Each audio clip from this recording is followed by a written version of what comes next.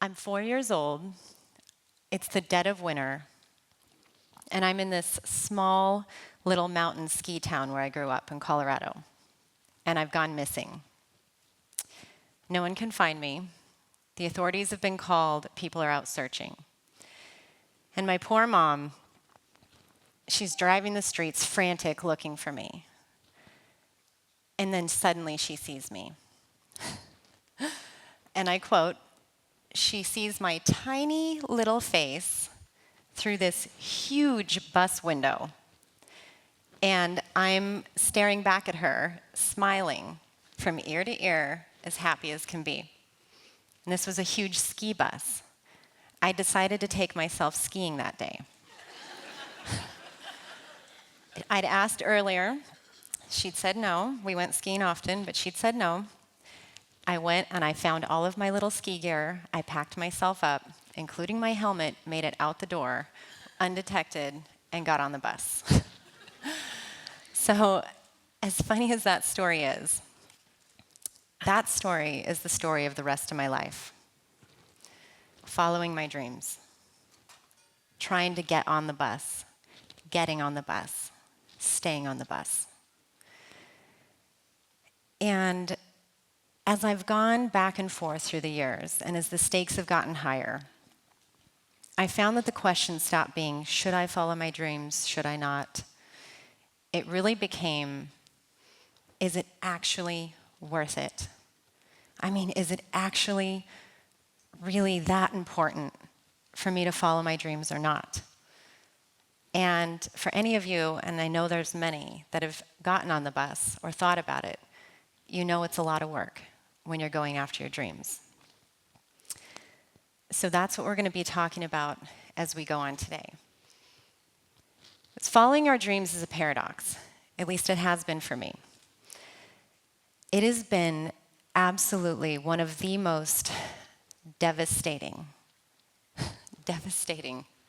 and absolutely, completely fulfilling things that I've ever done. And there is this small, scared part of me that wants to tell you, if you haven't already started following your dreams, don't. Just put your head down, be quiet, do what other people tell you to do. Don't rock the boat, and just fall in line. Because you might have a lot more support, you might have a lot less resistance, and you might even have more friends. But there is a much bigger, much more courageous part of me that says, get on that bus. Get on the bus, stay on the bus, no matter what, until you make it. Because I know from personal experience that there is a person worth being, a life worth building, and a dream worth following. And after 17 years in health and wellness, and as an entrepreneur, and now a PhD student, I can tell you that we all have dreams, all of us. And we have one hell of a time following them, it seems. Because statistically, most people don't. Most people don't. But they matter somehow so much to us. I was thinking about it some time ago, that dreams are interesting because they're one of the few things in life that can matter so much to us and be born and die without a single other soul knowing. We've all had that moment where we've been in the car and we're alone and an idea hits, inspiration hits. It's right, it's exciting, a dream is conceived. And maybe we don't tell anyone. And then we've all had that moment, many of us, where we've had a dream and we've laid it to rest and we've taken it off of life support. And maybe not another soul will ever know our loss. So the world clearly doesn't stop spinning, whether we follow our dreams or not.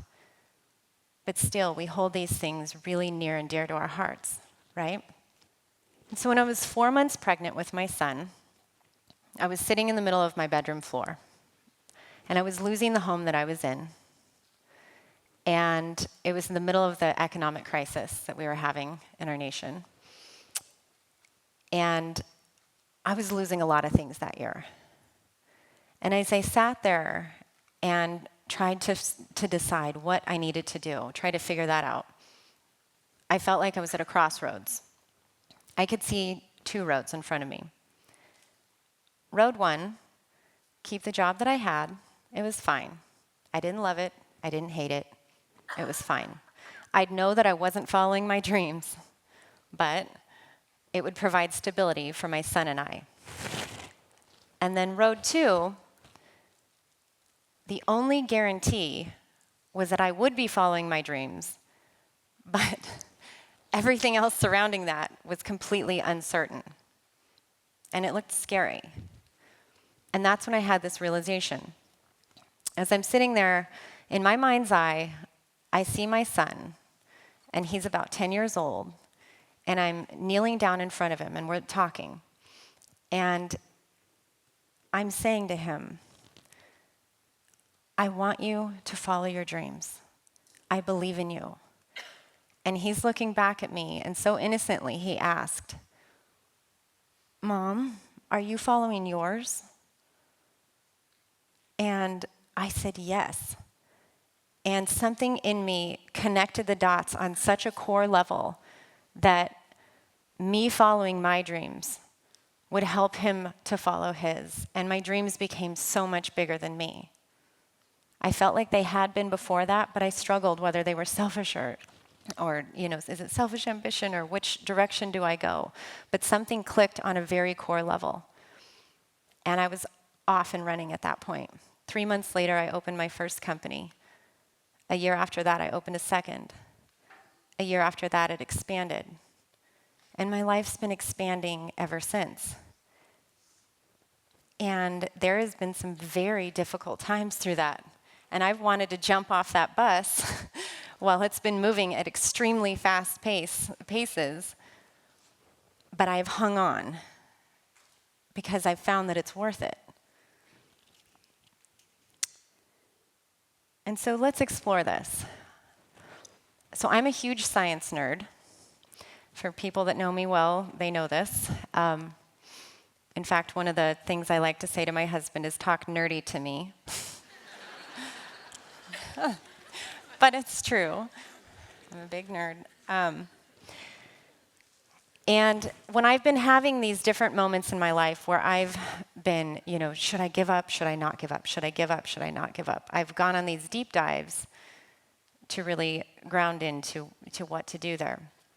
And interestingly, it's not the only voice, but one of the strongest voices I've found that's very calm and filled with reason for me, that's helped me, has been science.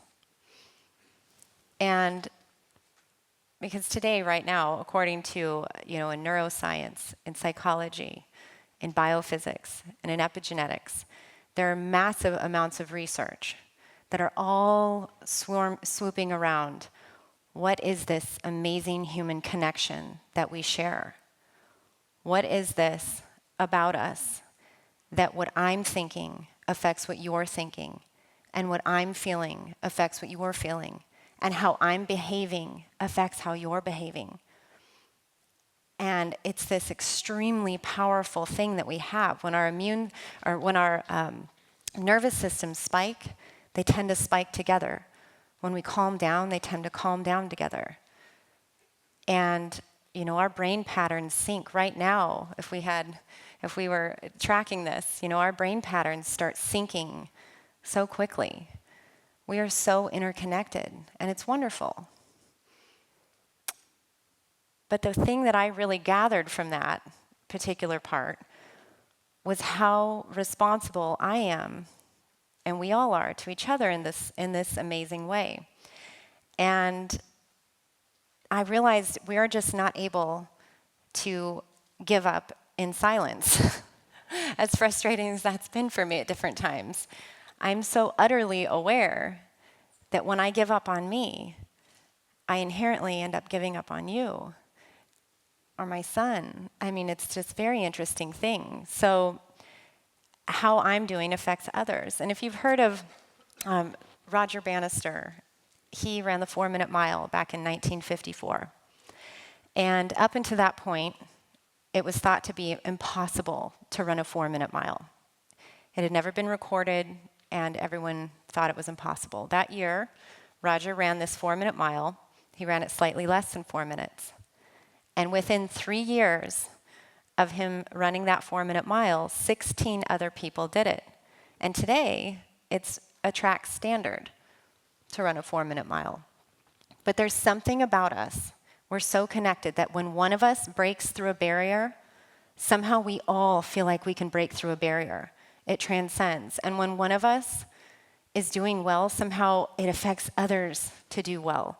And when one of us is struggling, then it affects us as a whole.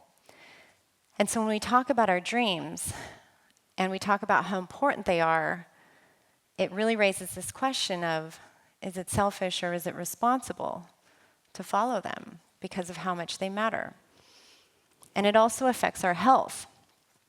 So our health, we have this fun thing called cognitive dissonance. This, in psychology, it's this place where if what you're saying on the outside or how you're behaving on the outside doesn't match how you're feeling on the inside, if there's a disconnect, we've all had that moment where you smile and say, hey, I'm fine. Someone says, how are you? And you say, I'm fine. And inside you're dying, you know.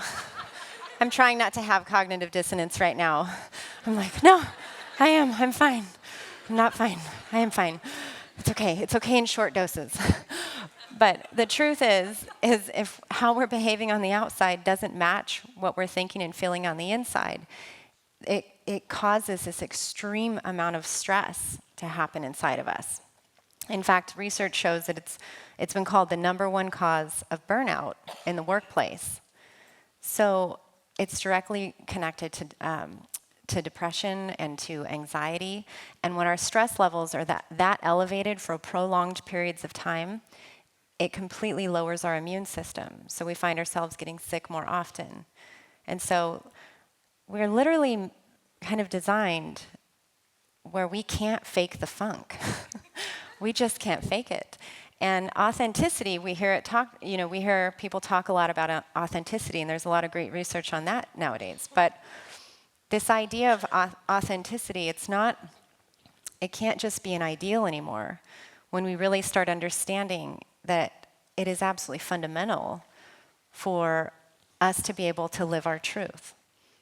And our dreams and following our dreams ends up being a lot of that, living your truth.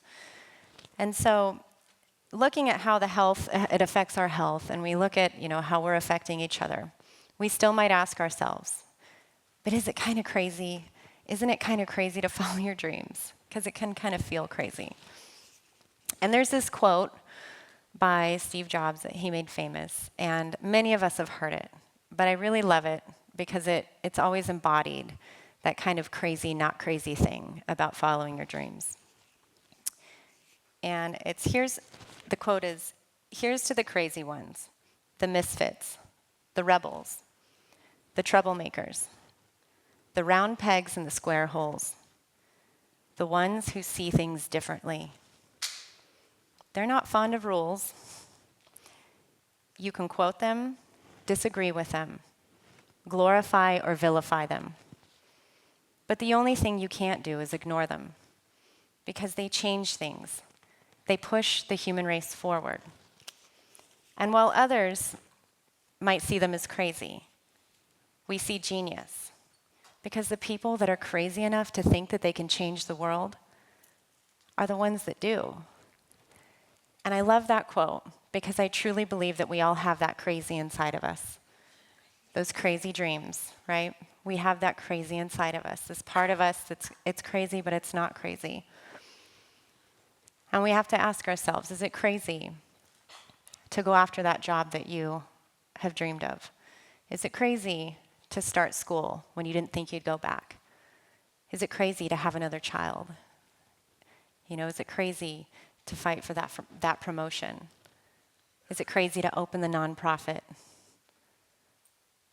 Is it crazy to find a way when it looks like there's no way. And when you start really looking at our lives and we see this connection between following our dreams and it helping ourselves and the people around us, it starts becoming a whole lot less crazy. It even raises the question, it's kind of crazy not to, in some ways. So,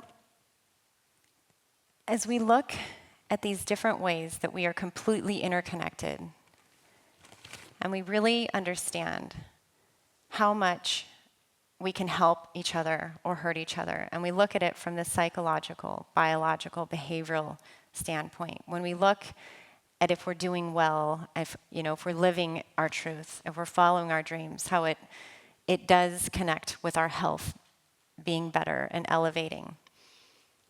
And we really grab onto that it might not be crazy for each one of us to follow our dreams.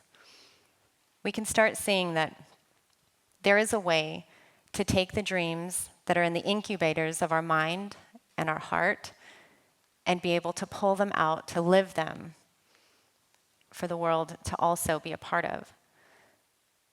So even as there are so many humans on this earth, and even though there's no two of us that are exactly alike, there's no two dreams that are exactly alike. And each one of our dreams, honestly, holds the solution to any problem that we might share. Our dreams connect us, and they pull us together to find ways to get things done and do things differently in a way that we're excited about and proud of without losing ourselves in the process, which we can see is really important. And so my commitment to you is that I will never, never give up on my dreams. And I will never give up on your dreams because I understand how important both of those things are to all of us. And I would ask you if you would consider doing the same for me and each other. Thank you.